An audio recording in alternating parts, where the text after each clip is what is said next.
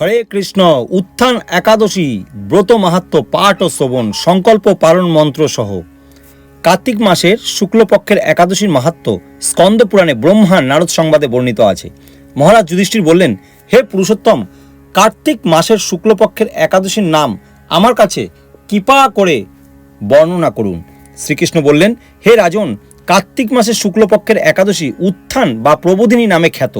প্রজাপতি ব্রহ্মা পূর্বে নারদের কাছে এই একাদশীর মহিমা কীর্তন করেছিলেন। এখন তুমি আমার কাছে সে কথা শ্রবণ করো। দেবশ্রী নারদ প্রজাপতি ব্রহ্মাকে বললেন, হে মাহাত্ম্য, যে একাদশীতে ভগবান শ্রী গোবিন্দ শয়ন থেকে জেগে ওঠেন, সেই প্রবোধিনী বা উত্থান একাদশীর মহিমা আমার কাছে সবিস্তারে কীর্তন করুন।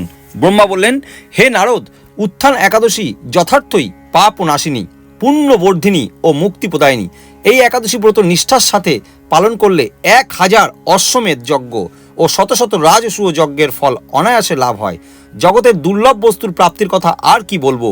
এই একাদশী ভক্তি পরায়ণ ব্যক্তিকে ঐশ্বর্য, প্রজ্ঞা, রাজ্য ও সুখ প্রদান করে। এই ব্রতের প্রভাবে পর্বত সমান পাপ রাশি বিনষ্ট হয়ে যায়। যারা একাদশীতে রাত্রি জাগরণ করেন তাদের সমস্ত পাপ ভস্মীভূত হয়। শ্রেষ্ঠ মুনিগণ তপস্যার দ্বারা যে ফল করেন সেই ব্রতের উপবাসে তা পাওয়া যায়। যথাযথভাবে এই ব্রত পালন করলে অসাতীত ফল লাভ হয়, কিন্তু অবিধিতে উপবাস করলে স্বল্প মাত্র ফল প্রাপ্তি হয়। যারা এই একাদশীর ধ্যান করে তাদের পূর্বপুরুষরা স্বর্গে আনন্দে বাস করেন। এই একাদশীর উপবাসের ফলে ব্রহ্মহত্যাজনিত ভয়ঙ্কর নরক যন্ত্রণা থেকে নিস্তার পেয়ে বৈকুণ্ঠ গতি লাভ হয়। অশ্বমেধ যজ্ঞ দ্বারা যা সহজেই লাভ হয় না, তীর্থে স্বর্ণ প্রভৃতি দান করলে যে পুণ্য অর্জিত হয়, এই উপবাসের রাত্রি জাগরণে সেই সকল অনায়াসে লাভ হয়। যিনি সঠিকভাবে উত্থান একাদশীর ব্রত অনুষ্ঠান করেন তার গৃহে ত্রিভুবনের সমস্ত তীর্থ এসে উপস্থিত হয়। হে নারদ, বিষ্ণুর প্রিয়তমা এই প্রবোধিনী একাদশীর উপবাস করলে সর্বশাস্ত্র জ্ঞানে ও তপস্যায় সিদ্ধিলাভ করে চরমে মুক্তি লাভ হয়। যিনি সমস্ত লৌকিক ধর্ম পরিত্যাগ করে ভক্তি ভরে এই ব্রত উপবাস করেন তাকে আর পুনর্জন্ম গ্রহণ করতে হয় না। এমনকি মন ও বাক্য দ্বারা অর্জিত পাপ রাশিও শ্রী গোবিন্দের অর্চনে বিনষ্ট হয়ে যায়। হে বৎস, এই ব্রতে শ্রদ্ধা সহকারে শ্রী জনার্দনের উদ্দেশ্যে স্নান, দান, জপ, কীর্তন ও হোমাদি করলে অক্ষয় ফল লাভ হয়। যারা উপবাসের দিনে শ্রীহরির প্রতি ভক্তিভাবে দিন যাপন করেন তাদের পক্ষে জগতে দুর্লভ বলে আর কিছুই নেই। চন্দ্র ও সূর্য গ্রহণে স্নান করলে যে পূর্ণ হয়, এই উপবাসে রাত্রি জাগরণে তার সহস্রগুণ স্বীকৃতি লাভ হয়।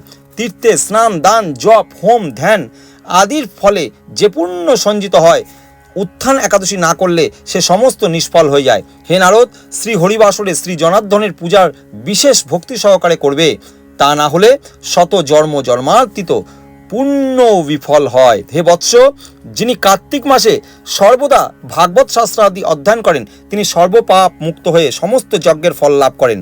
ভগবান শ্রী হরি ভক্তিমূলক শাস্ত্রপাঠে অত্যন্ত সন্তুষ্ট হন, কিন্তু দান, জপ, যজ্ঞাদি দ্বারা তেমন প্রীত হন না। এই মাসে শ্রী বিষ্ণুর নাম, গুণ, রূপ, লীলাদি শ্রবণ, কীর্তন অথবা শ্রীমদ্ ভাগবতম আদি শাস্ত্রগ্রন্থ পাঠের ফলে শত শত গোদানের ফল অচিরেই প্রাপ্ত হওয়া যায়। অতএব হে মুনিবর, কার্তিক মাসে সমস্ত গৌণকর্ম বর্জন করে শ্রী কেশবের সামনে হরিকথা শ্রবণ কীর্তন করা কর্তব্য। কোনো ব্যক্তি যদি ভক্তি সহকারে এই মাসে ভক্ত সঙ্গে হরিকথা শ্রবণ ও কীর্তন করেন তবে তার শতকুল উদ্ধার প্রাপ্ত হন এবং হাজার হাজার দুগ্ধবতী গাভী দানের ফল অনায়াসে লাভ করেন। এই মাসে পবিত্রভাবে শ্রীকৃষ্ণের রূপ গুণাদির শ্রবণ কীর্তনে দিন যাপন করলে তার আর পুনর্জন্ম হবে না। এই মাসে বহু ফলমূল, ফুল, অগ্রু, কর্পূর ও চন্দন দিয়ে শ্রীহরির পূজা করা কর্তব্য।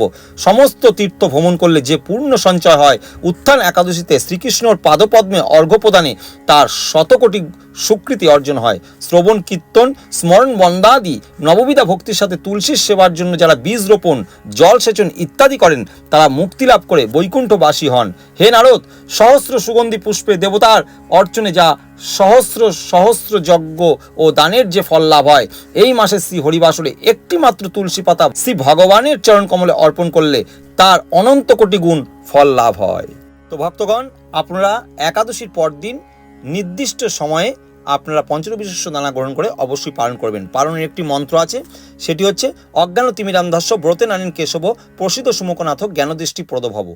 এবং সংকল্প করবেন একাদশীর আগের দিন, দশমীর দিন, একাদশং নিরাহার স্থিতা অহম অপরিহহনি ভক্ষামি পুণ্ডরীকাক্ষ শরণং মে ভাবা অচ্যুত। হরে কৃষ্ণ।